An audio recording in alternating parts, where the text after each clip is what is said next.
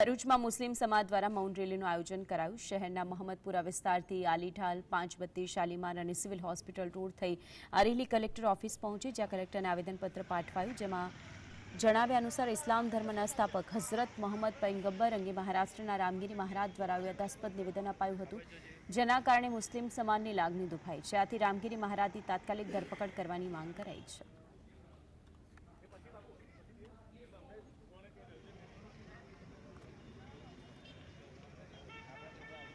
आज रोज अमे भरूच मुस्लिम समाजना तमाम आगेवानों तमाम भाईओना सहयोगथी मोहम्मदपुराथी मौन रेली धारण करीने भरूच कलेक्टर ऑफिस में आवेला छे।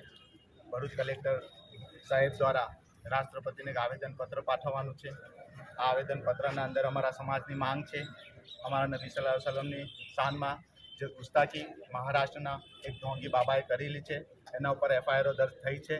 एनी धरपकड़ करवामां नथी आवी, तेनी धरपकड़ करवामां आवे ने कायदेसरनी कार्यवाही करवामां आवे, कारण के मुस्लिम समाजनुं दिल बहु नाराज